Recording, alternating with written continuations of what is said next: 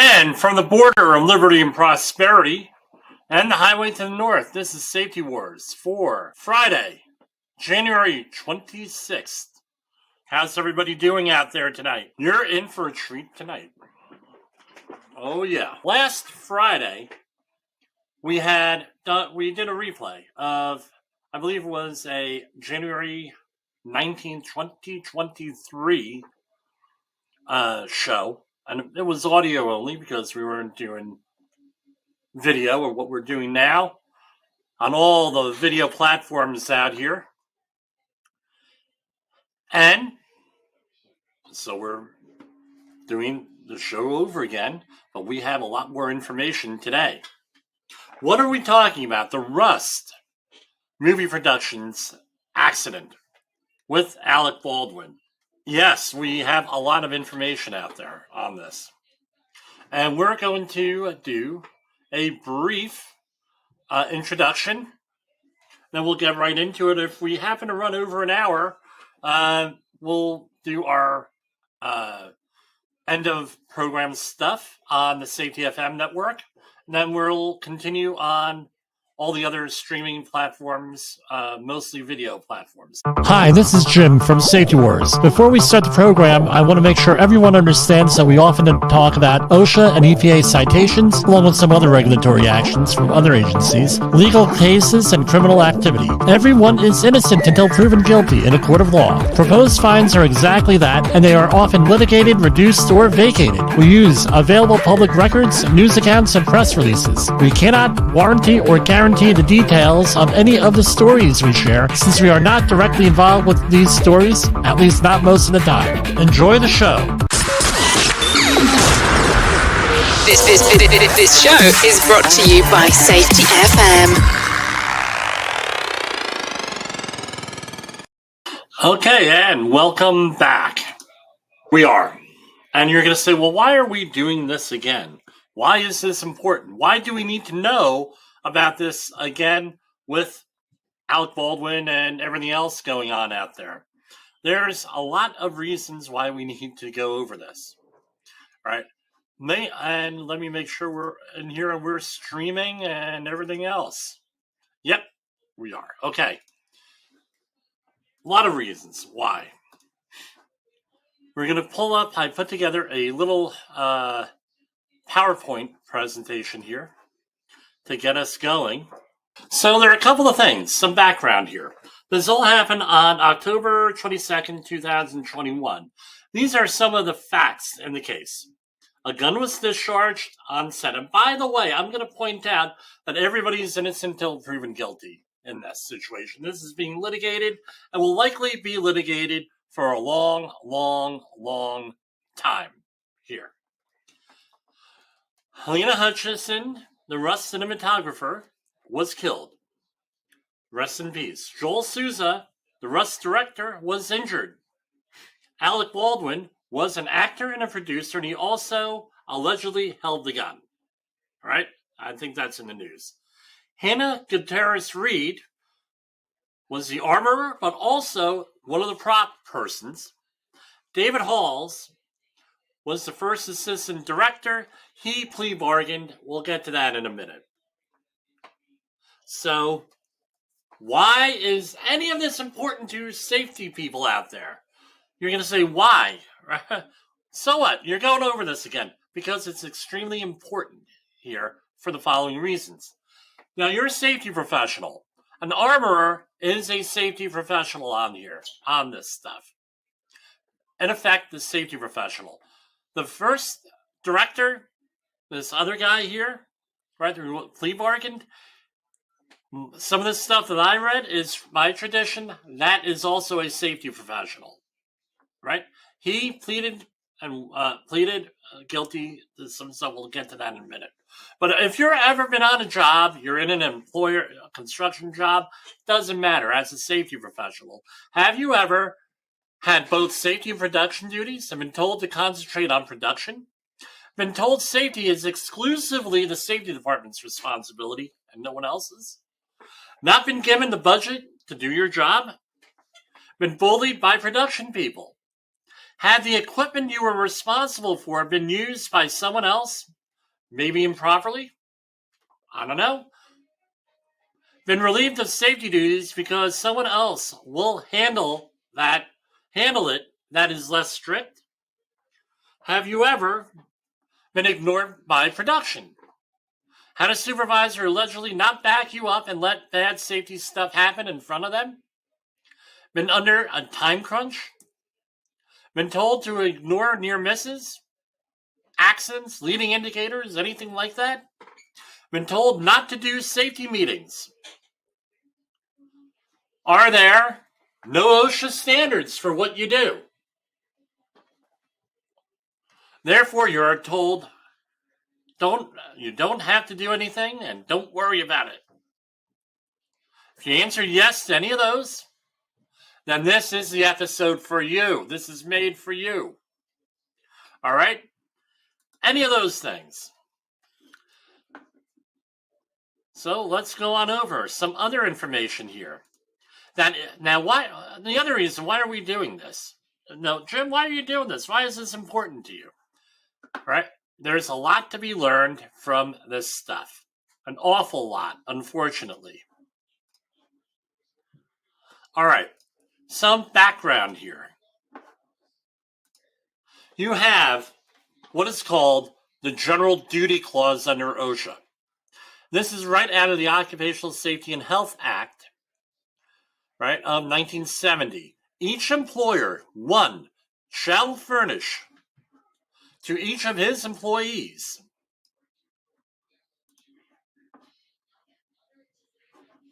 hold on, I want to get the right view here.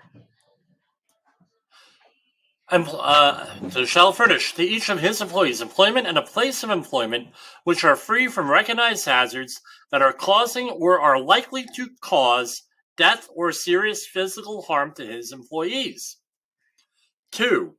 Shall comply with occupational safety and health standards promulgated under this act. Right? Now, everyone stops with that in any of your outreach training courses.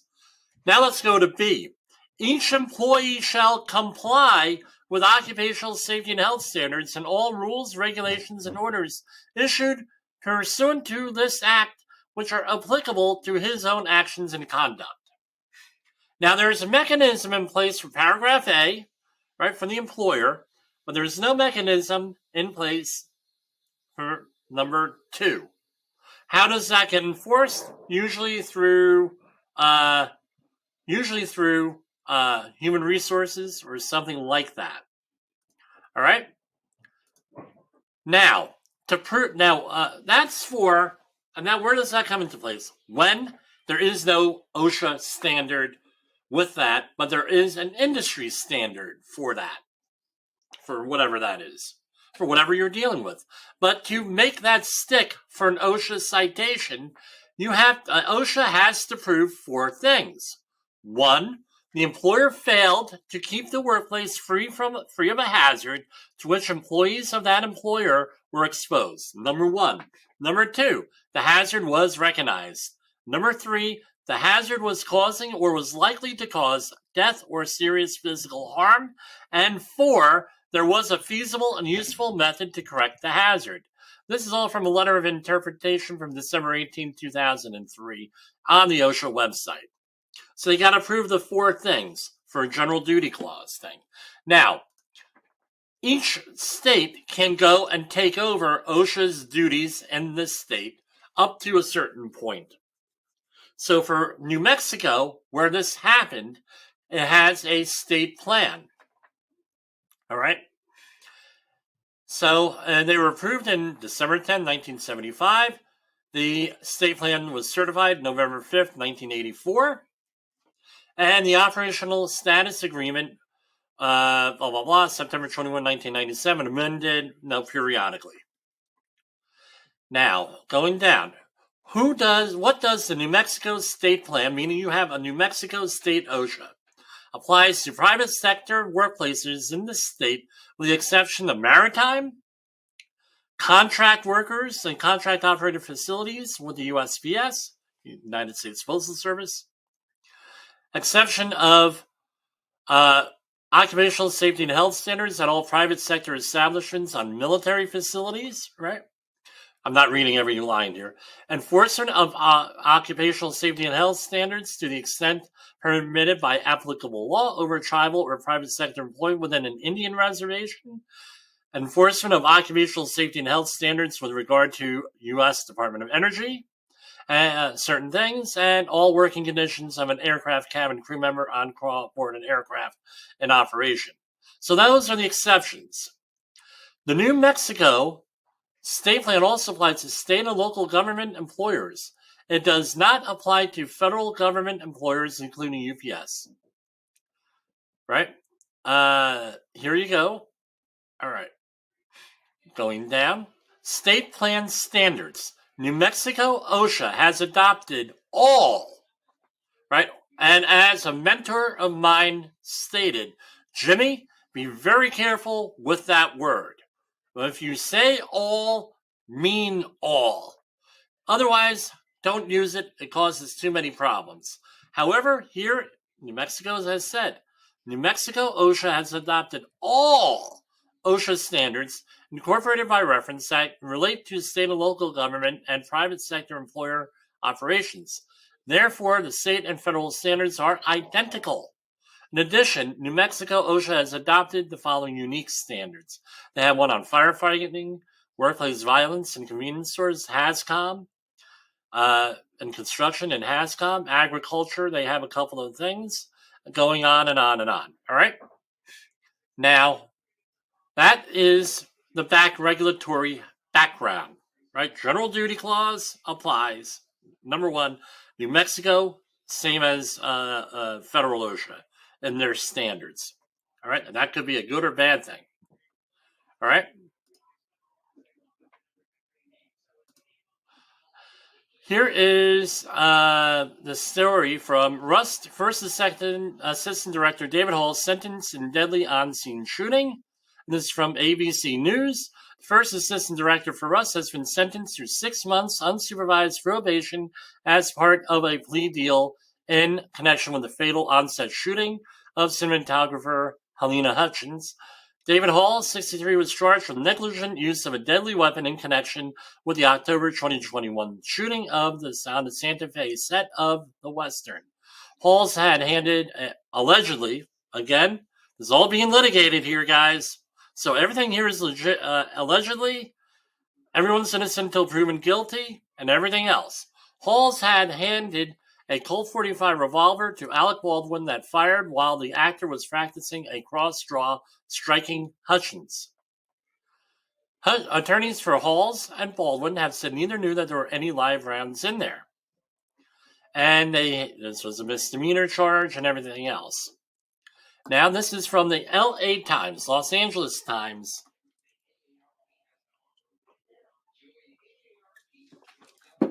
Yesterday. I'm sorry, from October 26th. Alec Baldwin, as we previously said about 5 minutes ago, was an actor and he was a producer. And LA Times, to their credit, said, what does that really mean back on October 26, 2021? It can mean a lot of different things. That's the whole gist of the article here. It can mean everything from inception, development, financing, and production, all the way to after its premiere and release. My understanding, based on what I've heard, I learned a lot over the last year with this whole actors strike. Often people get named as producers because of residuals. So I don't know exactly what his role was, but I believe that this might have something to do with the charges filed against him. My opinion, I'm not an attorney. I don't play one on the internet, but I know how to read an accident report. This was a press release from, this was SAG-AFTRA. This is out of Variety, but let's go right directly to the SAG-AFTRA release here. So this SAG-AFTRA, that is the union that represents actors, right? And this is from January 25th, 2024, yesterday. And they've gotten a lot of criticism from this, from the Hutchins family. SAG-AFTRA released the following statement regarding new charges in the Rust tragedy. To the extent that the charges filed on January 19th are based on an accusation of negligent use of a firearm predicated on this or any actor having a duty to inspect the firearm as part of its use, that is an incorrect assessment of the actual duties of an actor on set. An actor's job is not to be a firearms or weapons expert. Firearms are provided for use on set under the guidance of multiple expert professionals directly responsible for the safe and accurate operation of that firearm. The industry standards for safety with fire. Now, industry standards. They didn't say OSHA standards. They said industry standards. Right? So keep that in mind because we talked about the general duty clause. The industry standards for safety with firearms and the use of blank ammunition are clearly laid out in Safety Bulletin 1, provided by the Joint Industry-Wide Labor Management Safety Commission. The guidelines require an experienced, qualified armorer to be put in charge of all handling, use, and safekeeping of firearms on the set. These duties include inspecting the firearm and barrel before and after every firing sequence, and checking all firearms before each use. The guidelines do not make it the performer's responsibility to check any firearm. Performers trained to perform, and they are not required or expected to be experts on guns or experienced in their use. Pardon me. The industry assigns that responsibility to qualified professionals who oversee their use and handling in every aspect. Anyone issued a firearm on set must be given training and guidance in its safe handling and use, but all activity with firearms on a set must be under the careful supervision and control of the professional armorer and the employer. That's their position. And again, they have the interests of the actors in mind, right? So their point of view is they're going to protect the actors and everything, which is what their job is, right? And they realize if this goes down the wrong way, then all these actors are going to have to become firearms experts, really, with this, as I see it. Here we have, from People magazine, Helena Hutchins' family attorney says SAG-AFTRA's defense of Alec Baldwin flies in the face of common sense. Let's just say that they were not very happy here, to say the least. This is a quote from Gloria Allred. The notion that an actor is not responsible if that actor holds a gun, points it at someone on a movie set, and discharges the weapon flies in the face of common sense and the law. Wow. All right. With that. So that's where we are. We're going to take a brief commercial break, and we're going to go right into the accident report. In a world where danger lurks in every corner, one man stands as a beacon of hope. Jimpoesl, a veteran safety expert with over 3 decades of experience, now bringing his knowledge to you with Safety Wars. Engaging, informative, and always relevant, that's Safety Wars. Join a safety revolution with Safety Wars, available on Spotify, Apple Podcasts, YouTube, and wherever you get your podcasts and videos. OSHA recordables, catastrophic losses, environmental disasters. You want answers? So do I. This is Jimpoesl with Safety Wars. That's my daddy! You are listening to Safety Wars. Tomorrow's Safety Today. So, this is a Safety Wars exclusive here. Why? I don't think anyone else is doing this. I haven't seen it out there. So, if you're watching this, you're one of the few, one of the proud, one of the Safety FM listeners and Safety Wars viewers.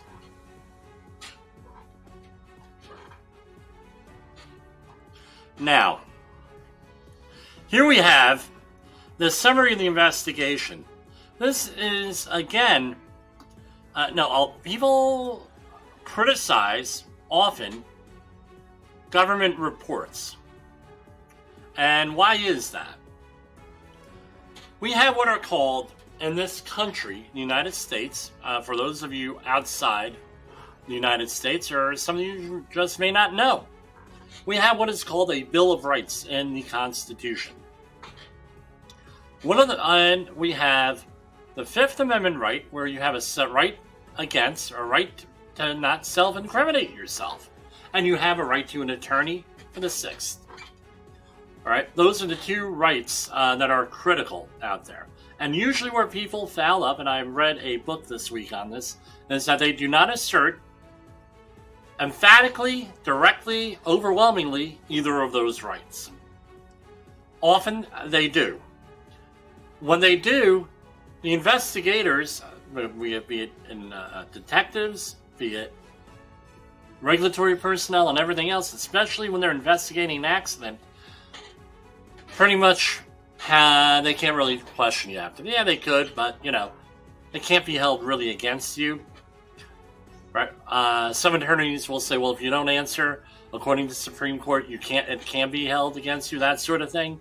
So, what's the first thing that we learn from this situation? If you are involved in any situation, make sure you assert your rights. Right? With this. Likely, my opinion, if Mr. Baldwin had asserted his Fifth and Sixth Amendment rights, and I understand he allegedly shot someone, the gun went off and everything. I don't know what went on. That's what we're going to read the accident report. We're going to read this whole trial, which no doubt we're going to be covering here. Right? With all this stuff that's out there, had he done that, he might not be in this situation. Right? Might not, or he might have been in a much better situation. He might not be put on trial. Same thing with the armor Hannah Gutierrez-Reed. My opinion.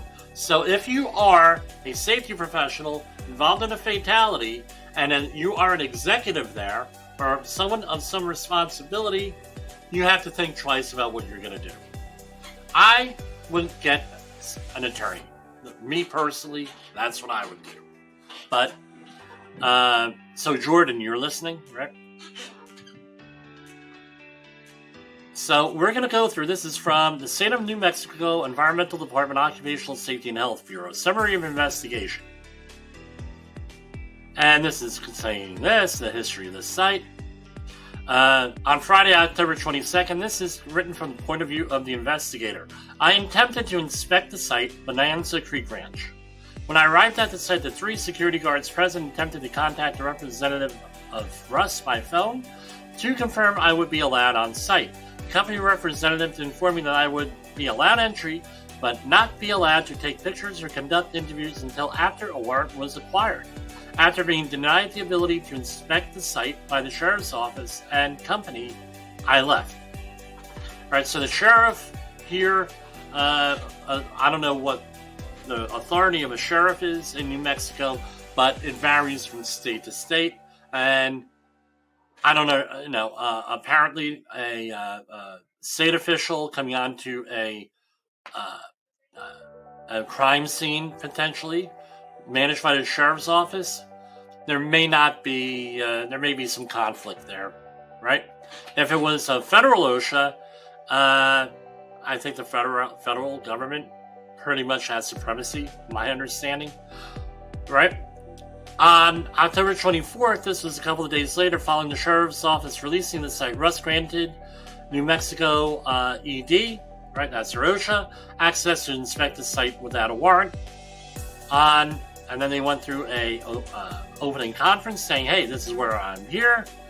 They did a walk around.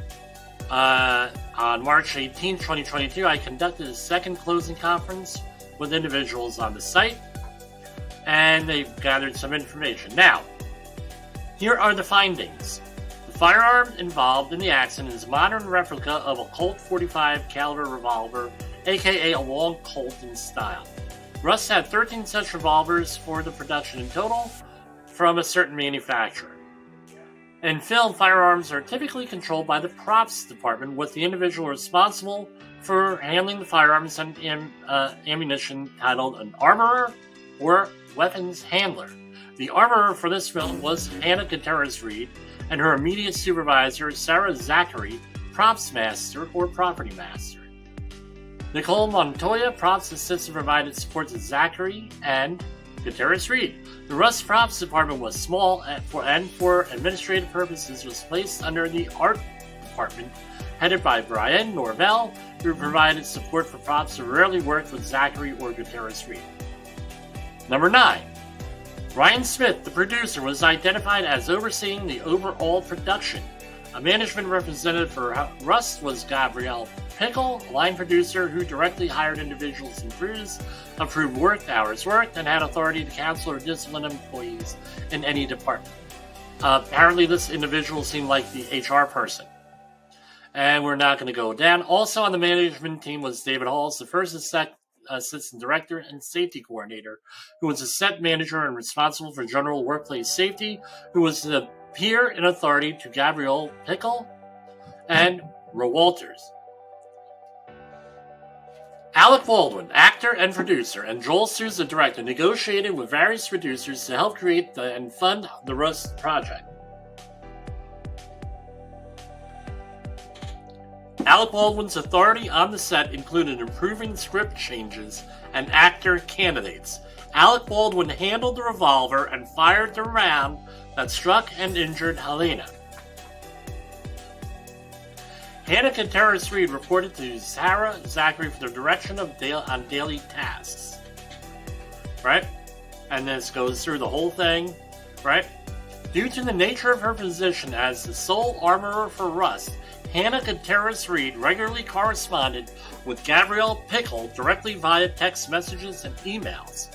Hannah Gutierrez-Reed performed armorer duties such as demonstrating that a firearm was cold or hot with David Halls.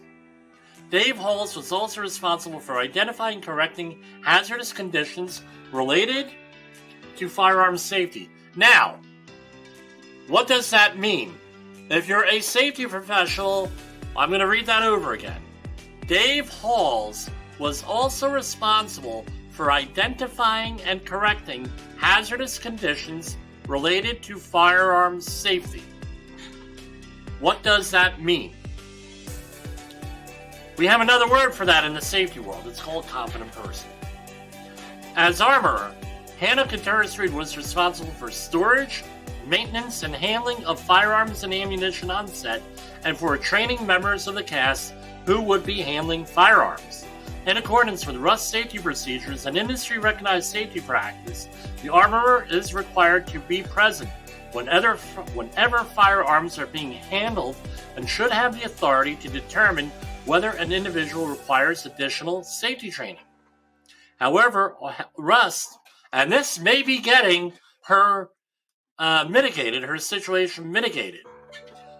Rust also required Hannah Gutierrez-Reed to perform the role of props assistant to Sarah Zachary when firearms were not in active use. In an email conversation that occurred on October 10th, Gabrielle Pickle informed Hannah Gutierrez-Reed that she was allowed 8 paid days at the armorer's rate in her contract to perform armorer tasks, and the rest of her time was to be spent as props assistant. What does that mean? A plain reading of this, right now I'm a plain guy, plain reading of this is that she was told not to do her job. Have you ever been in a situation, going back to our original thing, where you're production and safety, and they say, don't worry about safety, worry about production? That is what was said here. Rust ordered ammunition, number 13, with the intent to receive blank and dummy rounds. The property master stated that Rust did not intend to have live rounds on the set. Live rounds may be distinguishable from dummy rounds by a small hole in the brass cartridge, indicating that there is no powder, meaning that you just had a cap on there, right? By missing a dimple primer at the bottom of the cartridge, right? So, missing your dimple primer, or by shaking around and hearing the distinct clatter of BB within, right? Unless a round is removed from a storage box or firearm and inspected, it can be verified as a dummy round. So it just has that primer in there, and that primer is either missing or damaged. Right? You have the bullet casing, you have the primer, you have the powder, you may have a wad, but on this case, I don't believe that there is a wad on this 45 Colt. And then you have the bullet part. So, now, whatever it is, was one of the critical areas, according to the report, where this was at, where we had. On October 14th, 2021, Gabrielle Pickle emailed Hannah Contreras Reed addressing armor and key assistant prop duties, stating, "It has been brought to my attention that you are focusing far more on armor, not supporting the props as needed." In the same email, Miss Pickle informed Miss Contreras Reed that the production and AD team have seen twice that there was a shotgun left unattended after a scene. Miss Pickle went on to say that she needed some type of check-in or out system put in place immediately. So on the hierarchy of controls, right, you have to eliminate a hazard, you have to substitute a less hazardous thing, right? Substitute the more hazardous thing with a less hazardous thing. You have to have some type of engineering control and administrative control and PPE. The least desirable things that you can have are administrative controls of PPE. That's personal protective equipment. Why? Because people will not follow rules. So here we have in writing that in this email that you should rely on the two most, right, one of the most least reliable ways of solving this issue, which is administrative controls. The correct control would have been something else. Don't have live ammunition. Have somebody, one person responsible for that equipment. Not divide things up. There should have been a lot of things that we could do. I know that is post-accident and counterfactual. That's what should have happened. That's what didn't happen. It's not usable. Not useful in coming up with a solution. But I wanted to throw that in there. Right? Now, on October 16, 2021, that's my birthday, in 2021, there were two firearm misfires on the Rust set. The first instance, Sarah Zachary inadvertently fired a blank round as she finished loading a .45 caliber revolver that was aimed at the ground. To return the hammer to the closed position, make the firearm safe, the operator must hold the hammer and depress the trigger, guiding the hammer to the closed position deliberately. In the case of the first misfire, the hammer slipped from Miss Zachary's thumb or fingers, likely resulting in the firing pin on the hammer striking the primer, which ignited the powder, firing the blank round. Right? So this blank round you had powder in the blank round, primer, right? With that, right? The primer ignited the powder, firing the blank round with that. All right. Now, the .45 Colt is a single action revolver, meaning you have to pull the hammer back and pull the trigger. Single action, right? The second, and I'm going to add, according to the firearms people that I've known, they've said a single action is actually probably one of the more safer guns to have. The second misfire on October 16 involved someone else, a stunt double for Alec Baldwin, and a lever action rifle of unknown make and model. It is not known how the misfire happened, as according to some statements he was alone, quote, in the cabin, and others stated he was not alone. Hannah Contreras stated that the person's only comment was, quote, it just went off. Hannah Contreras Reed described that it is probable the rifle fired by being placed onto the ground too roughly. Okay, I don't know how you come to that conclusion, but okay. On October 17th, Hannah Contreras Reed sent a text message to Gabrielle Pickle saying, hey, we're on day 8 of Armor Days. So if there is a gunfire after this, you may want to talk to the producers. Ms. Pickle replied the same day that there would be no more training days. Ms. Gutierrez then asked to clarify, training days? Ms. Pickle responded, like training Alec and such. Oh! Now the plot thickens. Now my question is this. Has Alec Baldwin been in other movies where there were firearms? Come on. Do I gotta bring up the IMDb database here? The answer is probably, and they were not independent things. They were done by studios and everything else. I imagine that they did what they were supposed to do. So, my question is this. Well, as an investigator, right? Maybe the attorneys would ask this.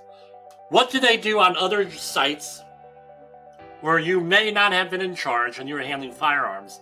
And were they not doing this stuff either? Because if they were not doing this stuff either, what do we have? We have a systemic issue throughout the whole industry of people not obeying rules. Number one. If they were doing that, and we're not doing it, why weren't you doing it here? That's a question for an investigator. Number 18. Right, two good questions. On October 20, 2021, Lane Looper resigned, citing safety concerns among other issues, and stated in an email, during the filming of gunfights on this job, things are often played very fast and loose. So far, there have been 2 accidental weapons discharges and 1 accidental special effects explosive that have gone off around the crew between takes. To be clear, there are no safety meetings these days. There have been no explanations as to what to expect for these shots. So they were supposed to have safety meetings, remember that. But they had no safety meetings. On October 21st, 2021, David Halls handed the .45 caliber Colt revolver, loaded with what he assumed were dummy rounds, to Alec Baldwin. Mr. Baldwin aimed the revolver toward Halynah Hutchins and Joel Souza, and a projectile was fired, striking Miss Hutchins and Miss Souza. Right? And that's what happened. Now, this is from the conclusions section here. As a result of the inspection, OHSB determined that Russ was responsible for a serious violation of the New Mexico Occupational Health and Safety Act. While no specific state or federal OSHA standards exist for firearms used in the film industry, it is clear both the employer and the film industry recognize the hazard associated with the use of firearms on movie sets and the potential for serious injury for employers. Now let's go back here. General duty clause, right? The employer failed to keep the workplace free of a hazard, right? The hazard was recognized. The hazard was causing or likely to cause death or serious physical harm. So right off the bat, you have 3 elements for a general duty clause case here.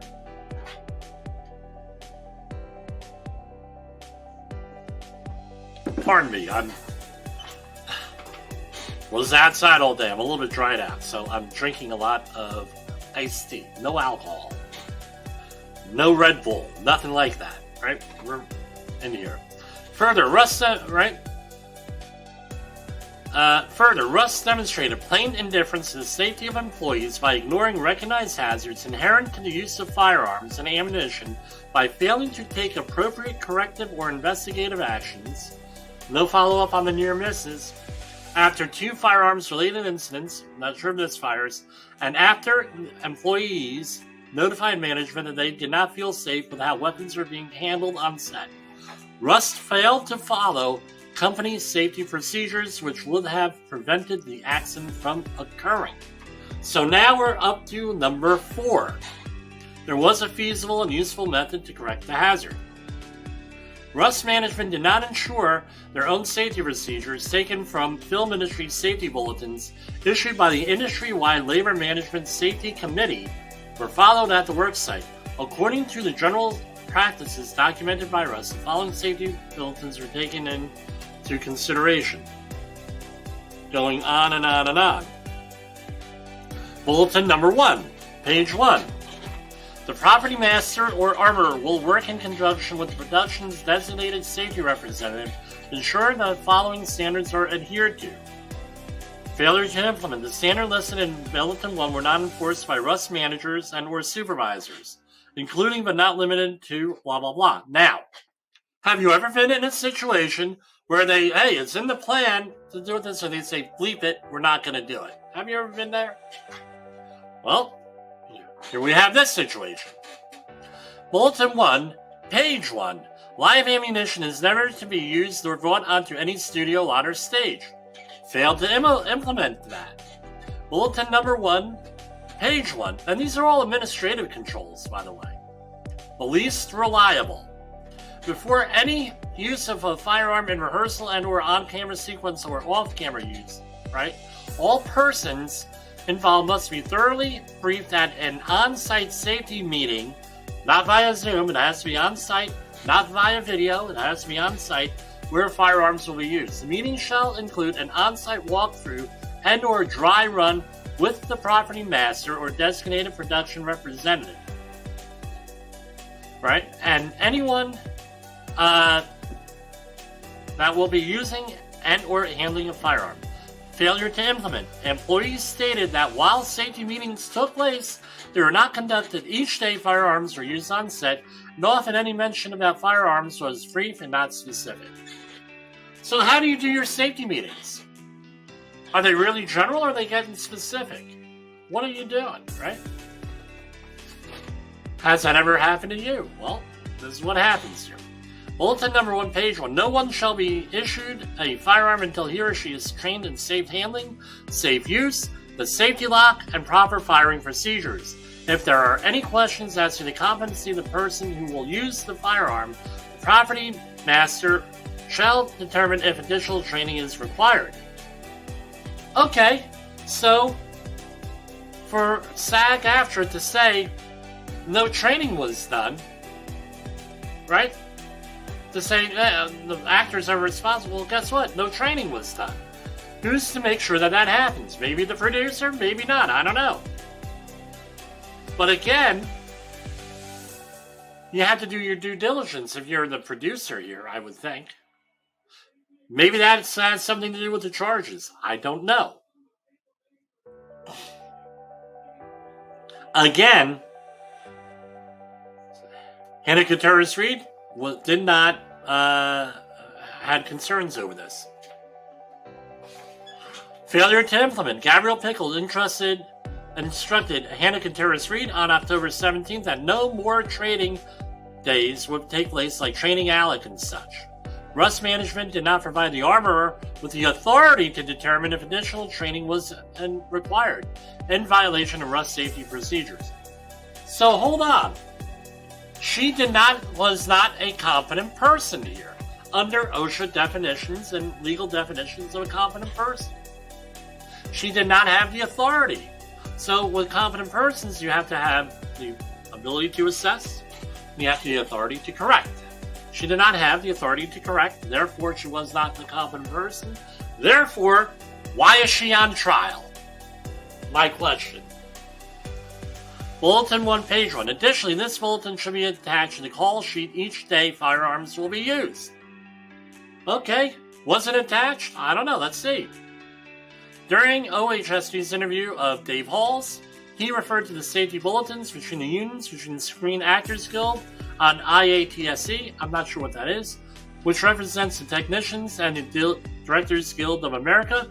There are what we call safety memos, that describe the protocols. Is from them, right? When asked if the safety memos are always attached to call sheets, Hall responded, no, they were not on our call sheets. Now, I don't know, this is why there's a trial here, maybe, no? Well, no, didn't know, this, now, right?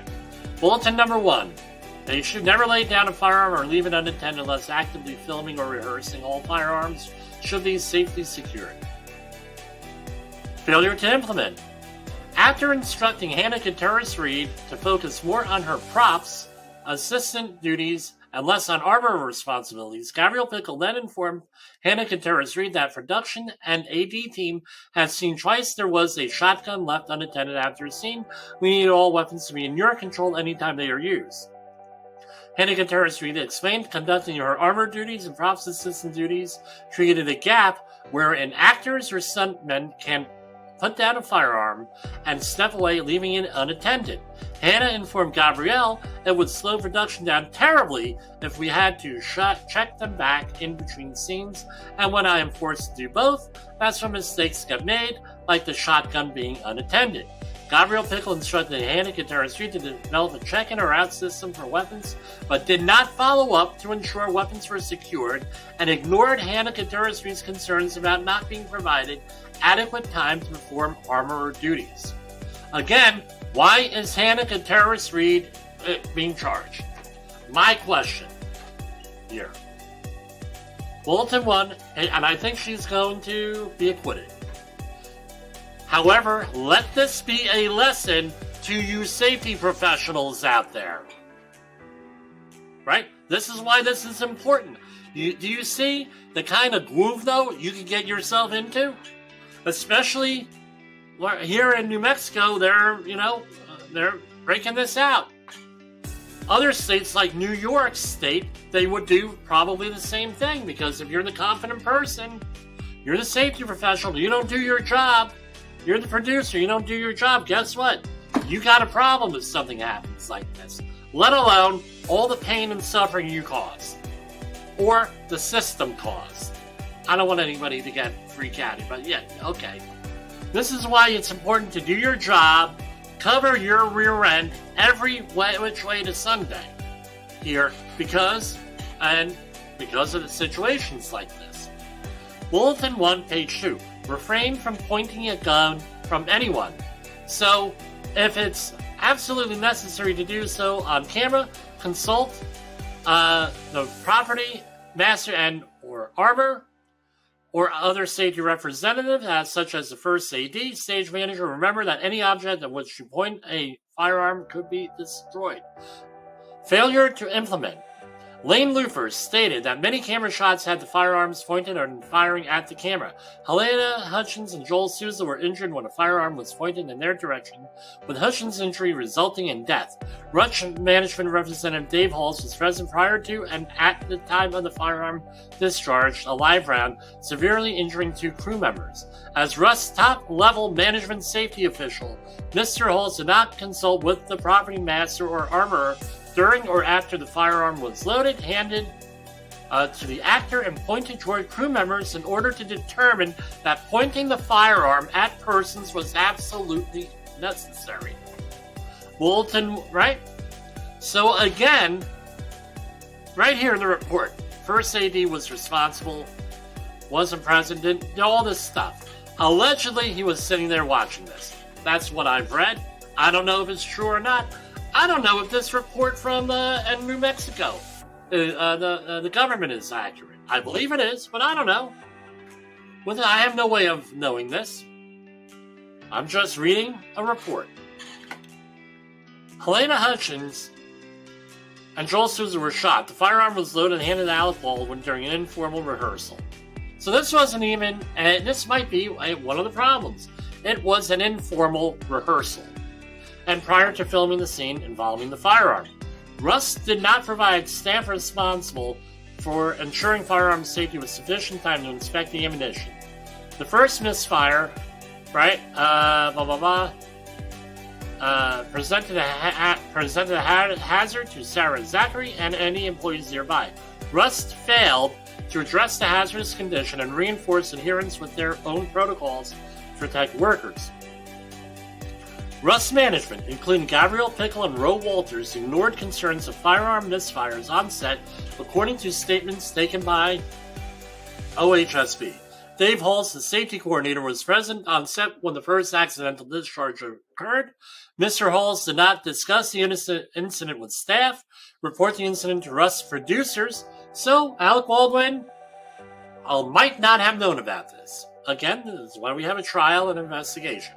Review the incident as safety coordinator, ensure Sarah Zachary took appropriate actions with respect to safety protocols, or take any other corrective measures. According to employees interviewed, including Hannah Terrace Reed, crew members verbally expressed their surprise and discomfort with Rust Management's lack of action regarding the worksite the issue. Rust initiated number 25. We're almost done here, folks. And again, let me see how much time we have, because we're probably going to be running out of time on the radio end. Here. Okay. Rust initiated no investigation and action for their second firearm misfire on October 16th, 2021. Beyond Hannah Thursby and acting Blake's Texera, how it happened. Dave Halls is present during the incident, did not speak with either Hannah or Blake. Lane Lufer, first assistant camera, texted Roe Walters informing her, we've now had 3 accidental discharges. This is super unsafe. The third discharge involved a special effects popper.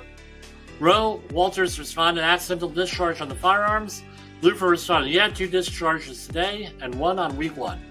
Roe Walters did not ask any additional questions to try to understand what occurred.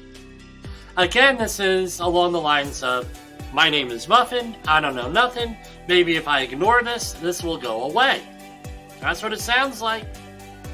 Rust recognized the hazards associated with firearms and adopted safety bulletins that were designed to control and mitigate these hazards. Rust described these protocols as being enforced by the first assistant director, who is the safety coordinator. Ryan Smith, producer, also stated during the closing conference that all members of the cast and crew have stop work authority. Yeah, we heard that before. Despite this, no corrective investigative or disciplinary action was taken after first or second firearms misfires by any member of management. Dave Halls, right? Now, OSHA likes discipline. That may not have been the appropriate thing in this case. I'll give him that much, right? Again, no investigation and everything else. When the unit production manager, Roe Walters, informed the props master and the first assistant camera that weapons misfires had occurred, Walters did not initiate any corrective, investigative, or disciplinary action in accordance with Rust safety procedures. Okay, I'm going to put on our outro here, and we're going to continue with this. Pick us up on the podcast and on the live stream on Safety Wars. There's a disclaimer here. JCP Technical Services is not responsible for the use, misuse, misrepresentation, or for any injuries, illnesses, or environmental releases relating to this presentation or movie or training session. The material was generated using open source and available information at the time of this presentation. All users should consult a qualified safety professional for assessment of their particular situation and obey applicable laws. It is users' sole responsibility to assess their needs and determine what laws and standards apply to them. User discretion is always advised.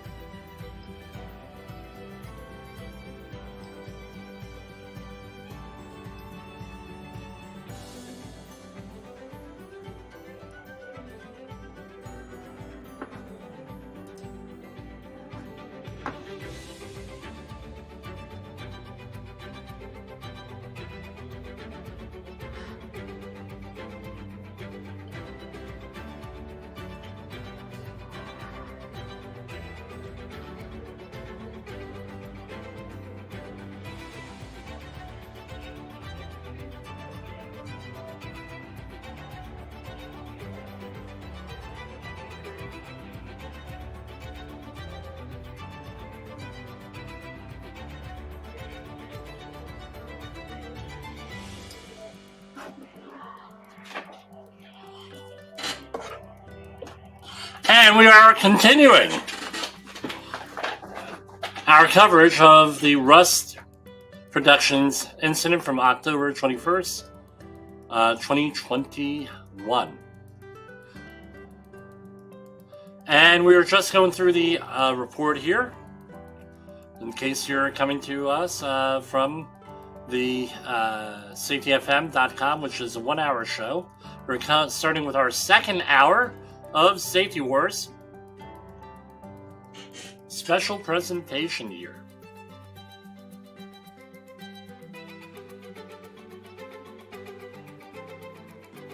Alright, I hope everybody has moved on over from the other area And let's continue here. We're on item number 27, page 10 of 11. And this is an issue from the State of New Mexico Environmental Department Occupational Safety and Health Bureau. And again, I am just going by what the report says and my commentary. I have no way of knowing whether this is true, not true, accurate, inaccurate. As government reports on safety issues and accident investigations go, it could go either way. So I'm not warranting this. Alright, when the first assistant camera resigned, informing management that there was an ongoing lack of firearms safe practices among other labor issues, and that misfires had occurred, right? And we talked about earlier this week about leading indicators. Having other labor issues where they're not paying you right, good leading indicator of not following OSHA regulations in my experience. Right? Rust Management took no action to review or address worker safety concerns. When the armorer had used most of their contractually limited armorer days, they were issued a written instruction to focus less on the armorer tasks, spend more time assisting the props department. When the armorer expressed the need to ensure actors be able to safely handle a firearm with a holster, they were told by the line producer that the armorer would be informed if that was necessary. When the armorer was scheduled to train the stunt crew on firearm safety, she was told that someone else, the stunt coordinator, would handle that instead. The employer Rust Productions demonstrated plain indifference to the hazards associated with firearms by routinely failing to practice their own safety protocols, failing to enforce adherence to safety protocols, and failing to ensure that the handling of deadly weapons was all afforded time and effort needed to keep the cast and crew safe. Additionally, the employer disregarded or otherwise did not follow up, ask questions, or try to understand what happened when employees notified management about the misfire incidents and not feeling safe on set. The safety coordinator was present on set and took no direct action to address safety concerns. Management was provided multiple opportunities to take corrective actions and chose not to do so. As a result of these failures, Director Joel Souza and cinematographer Halynah Hutchins were severely injured. Halynah Hutchins succumbed to her injuries on October 21st, 2021. May she rest in peace, and may her family get some peace in their life after this. Right? 29. Based on the above findings, I recommend a willful serious citations with penalties be issued to Rust Productions, LLC, citing the plain indifference to the recognized hazard associated with the use of firearms on set, to which their employees were exposed. Well, wow. So that was 102 minutes going here, right? So I have not been able to find what the citations were, and I'm going to give it one last thing. Okay, here we go. This is from the Hollywood Reporter. I'm not seeing one from an official source here, so we're going to go to the Hollywood Reporter. Rust producers settled citation from the new, and this is a report from February 24th, 2023, article by Winston Cho in the Hollywood Reporter. Rust producers settled citation from New Mexico Safety Agency for $100,000. Alright. Under the deal, the citation is downgraded from a willful serious violation to a serious violation. Again, all this stuff ends up being litigated and negotiated and everything else. They were allegedly issued a proposed citation of $136,793. And going on. And they relocated. Gotta love this. They relocated the shooting location to Montana. Alright, now, why is that? Because maybe they want to get away from New Mexico into Montana. Because they don't want to get whacked with a corrective action here that wasn't followed up on. And then you get a repeat violation, then they come back with a whole bunch of repeat violation things. That's my thinking. I don't know that to be true, but that's probably what most companies, how they would handle it, is to move it. Because now, by coincidence, they can't be followed up on repeat violations. Now, this is what I need you to do. I need you to take this, whatever we're calling it. It's going to be posted at several places. I need you to share it with your staff. I need you to go wherever you find this, like and share it with everybody. If you're in the safety industry, I just did a presentation for you just now. You can use this as long as you attribute it to me and you play my whole video here, right? You want me to go and manage your situation? Give us a call, 845-269-5772. You want to interview me with this? You're in the media, 845-269-5772. Jim at safetywars.com. I want to thank everybody for going through this here. And let me just point out some stuff with this. All right. We are practitioners here at Safety Wars, and on a lot of Safety FM, right, of human and organizational performance. I'm going to share with you a brief thing here. So here we have 5 principles, and this is actually really critical here with this. And this is a much better way of handling health and safety rather than an adversarial system. I find that in the major accidents and fatalities that I've investigated with, the safety culture, unless it was some type of move no happen situation, safety culture is very adversarial. So it's our thing here when we're fighting that safety war out there, right? And this is, I've run into these situations without these consequences. When I run into these situations as we described here, it's not unique to Rustproductions here with how things are managed prior to the accident. Hopefully they learned and things are done differently now. But now we have a situation, right, where what do we do from this? The successful organizations that I've worked with that have gone through this have created a culture, and it takes a long time, 3 to 5 years, of creating a culture where safety could flourish, where excellence flourishes, rather than command and control and making demands, being adversarial and mean and everything else. So, 5 principles. You have human error is normal. Even the best people make mistakes. If you realize that human error is normal, right, then maybe you could give someone a break with something. Understand, hey, how do we minimize human error? Define a system, create a system, design a system to make human error less likely. But realize that human error is going to happen every once in a while. Blame fixes nothing. You think that going out and blaming anybody involved here, hey, it's your fault, it's your fault, it's your fault, shame on you, you think that fixes anything? Blame fixes nothing. Let's go in there and try to fix things. And plus, you get into the shame, blame, and retrain situation. It doesn't work. Learning and improving are vital.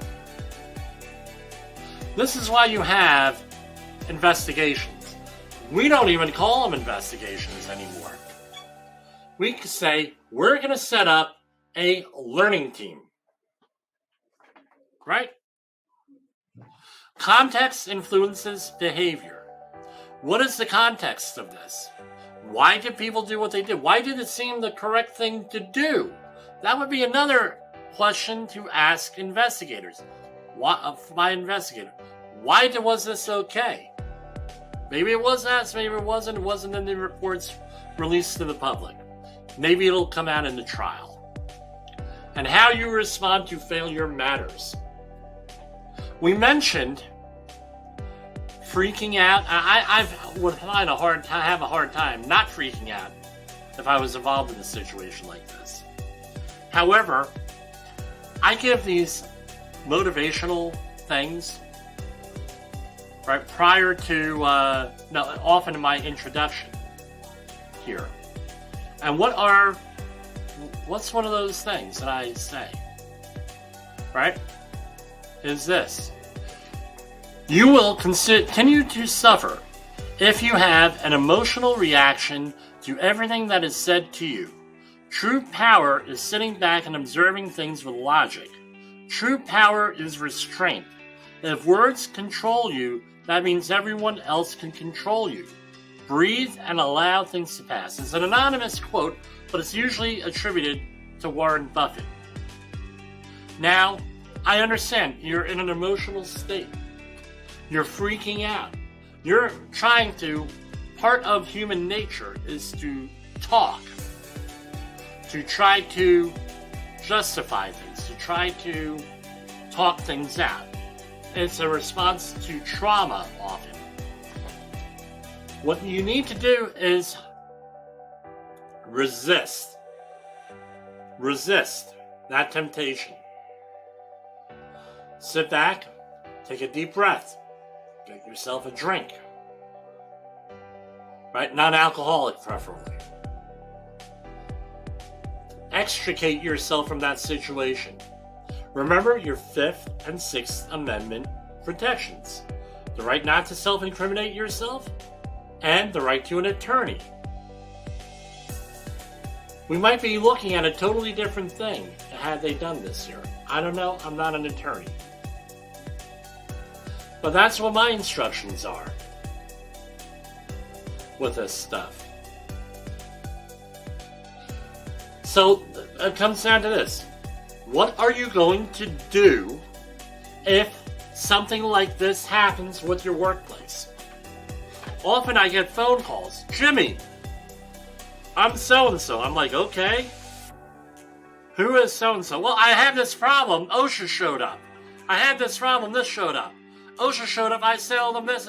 I said, well, you got yourself into a little bit of a pickle, maybe. Let's try to figure this out. All this stuff goes in there. Often what I'm told by attorneys in these situations is if I get a phone call like this, I bring this over to an attorney, and the attorney hires me. Now everything's under attorney-client privilege. That's a way of handling it. Because everything goes from me to the attorney to the client to the attorney to me. That mitigates a lot of stuff here. Because all my stuff is open for discovery unless it's protected by the attorney-client privilege. And it has to normally be, depending on the laws of your state, my understanding is a third-party attorney, what they also call an outside attorney. All this stuff. So this is what I want you to do. I want you to go back, and I want you to go and share this movie far and wide here. And have a great weekend. I'm probably going to be on tomorrow in some fashion. We're going to edit this a little bit, make this a little bit smoother, and post this separately and share it to everybody all over again. So, for Safety Wars, this is Jimpoesl. Have a great weekend. If I don't see you, if I do see you, I'll see you. The views and opinions expressed on this podcast are those of the host and its guest and do not necessarily reflect the official policy or position of the company. Examples of analysis discussed within this podcast are only examples. They should not be utilized in the real world as the only solution available, as they are based only on very limited and dated open source information. Assumptions made within this analysis are not reflective of the position of the company. No part of this podcast may be reproduced, stored in a retrieval system, or transmitted in any form or by any means, mechanical, electronic, recording, or otherwise, without prior written permission of the creator of the podcast, Jay Allen.